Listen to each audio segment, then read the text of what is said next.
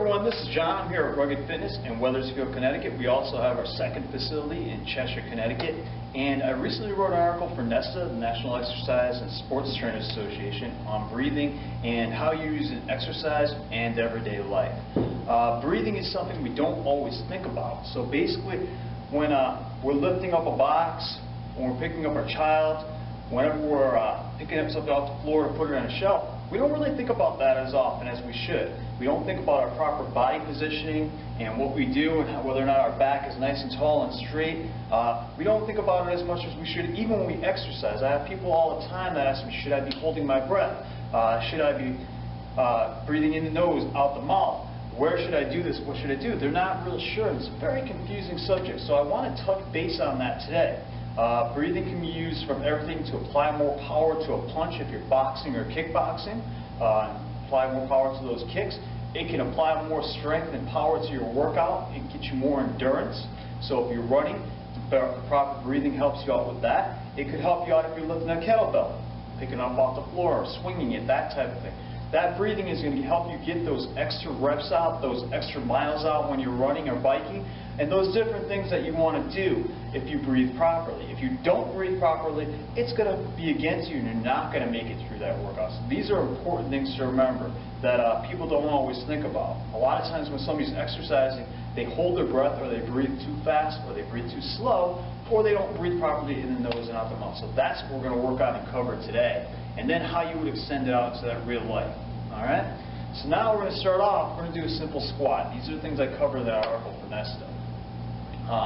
Simple squat, you sit back, butt sinks back towards your heels. When you come back up, you're going to push off through those heels and into those calves, into your hamstrings and glutes, and into your core, and back up. So I'm going to breathe in when I go down, and I'm going to breathe out when I come up. In the nose, out the mouth. I'm going to sink that air in through my nose, into my throat, right in my chest, right into my lower stomach and diaphragm, and then right back out the opposite way from that diaphragm to that stomach, to that chest and throat, and right out the mouth. Okay, so I'm going to sink it in, breathe in, and then come back up.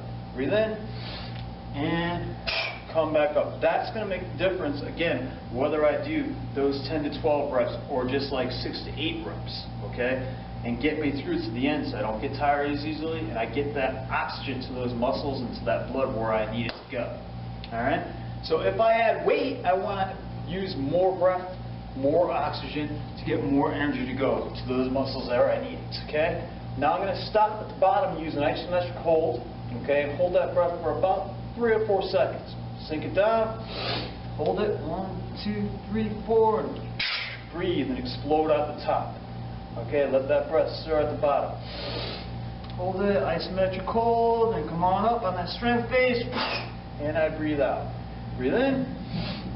And then as I come up, breathe out. So basically what I'm doing is I'm dropping down, okay? And I'm getting set and ready and getting all that air and all that oxygen in as I come down. I'm going to hold there for a second, let it get ready, and then as I come up, I'm going to explode out, and that's where that energy kicks in to help me get through that last part. That stomach kicks in, my core gets nice and hard, about maybe 20% of the way up, and then those glutes kick in at the top and squeeze together. Okay, that works that out. All right, so we're going to work on a kettlebell swing next. Okay, now kettlebell swing is more ballistic; it's less controlled. Okay. So I'm going to swing it between my legs, and you got to work on really focusing on the oxygen. That's what the oxygen is going to help me do, is focus where that bell is going to wind up. It's going to give me that focal point at the top. That's my goal, is to get that bell up to the top. So I breathe in when I bring it between my legs. Okay? Get ready.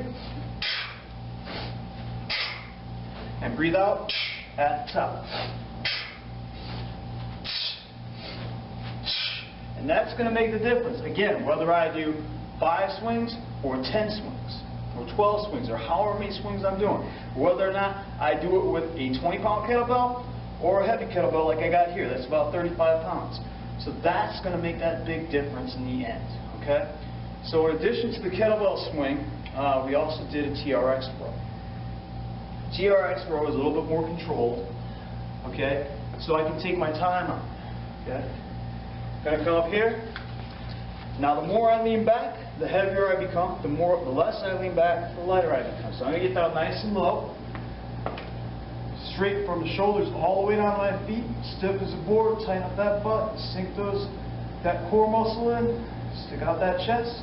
I'm going to row up, breathe out, hold it for a couple of seconds, an isometric hold, just like that squat, and come on back, and breathe in as I go back. Up, breathe out, in as I go back, in the nose, okay? Up, squeezing those back muscles, keep those shoulders down and around, look right up at the connection point, get that focus point up top. And so that's the key things. Couple things, just like we do in real life. So when I squat down, I'm bending at the knees, okay, hinging at the hips, keep that box nice and close to me, and as I come up, breathe out. Okay, same idea. You're picking up a box, you're lifting up your child, same thing. Keep them nice close to you.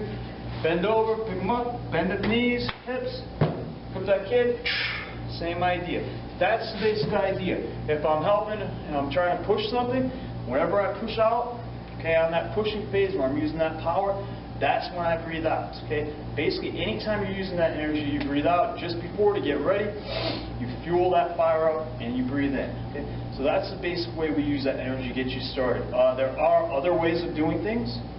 We'll touch on them later on in another video, another article. And if you want to check out that article, check out the link that's attached to this video, and you can read that and keep an eye on that and get the idea of what we talked about in there.